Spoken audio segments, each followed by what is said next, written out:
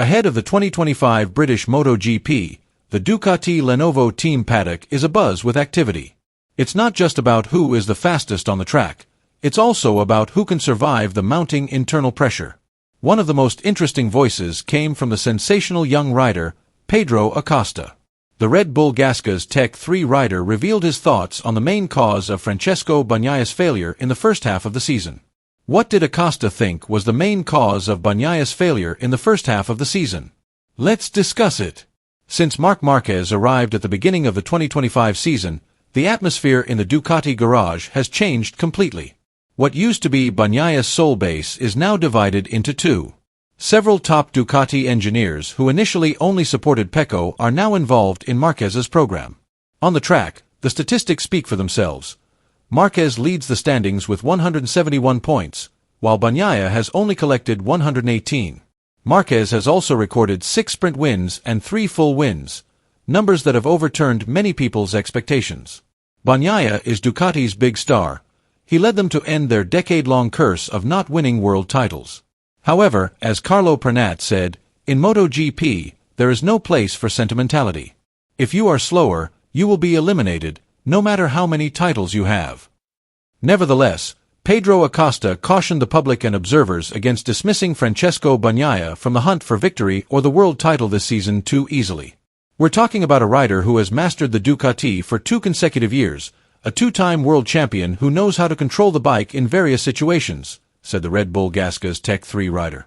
It's true, he's under a lot of pressure right now. Everyone is watching his every move, waiting for him to make a mistake.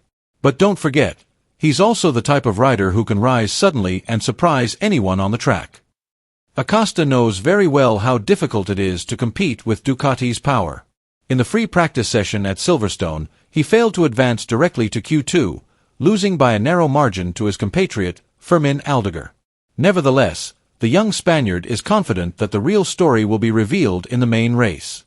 Silverstone is not just about raw speed or who is the fastest one lap, he added. It's about stamina and keeping the tires alive until the end. Sprinting is one thing, but a full race? That's another story entirely. That's where we'll see who is really ready. With this statement, Acosta emphasized that although Bagnaia is now in a difficult position, it would be a big mistake to count him out.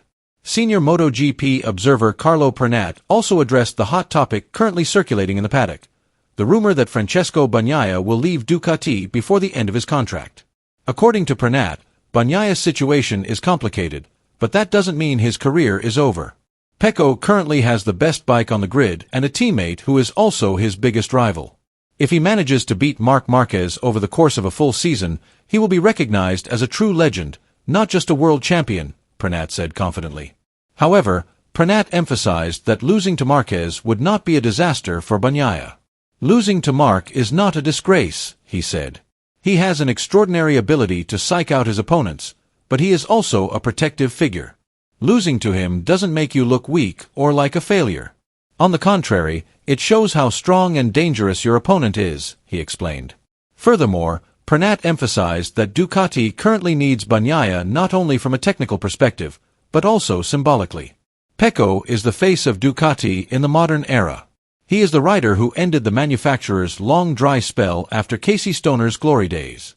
His presence on the team adds historical and emotional value that cannot be measured by results alone, said Pernat. Whatever decision Ducati and Bagnaia make in the future, one thing is certain. Respecting the fight against one of the greatest riders of all time, Marc Marquez, is a sign of maturity, not weakness. A big surprise rocked the free practice session of the British MotoGP this time. It wasn't the usual favorites like Marc Marquez or Pecco Bagnaia who stole the spotlight, but rather Alex Marquez, who recorded an impressive fastest time of 1 minute 57.295 seconds. From the start of the session, the Gresini Ducati team rider outperformed Yamaha's Fabio Quartararo and Jack Miller, who now rides for Pramac Yamaha. Meanwhile, his older brother, Marc Marquez, the big star of Ducati, had to swallow a bitter pill. An accident at the village corner at the start of the session prevented Marc from doing better than 4th place, a result far from the expectations of the 8-time world champion. Nevertheless, the strength of the Ducati fleet dominated the top board. 4 of the top 8 positions were occupied by Des Mercedesi riders, proving that the Borgo Panigale motorbike is still a formidable presence on the grid.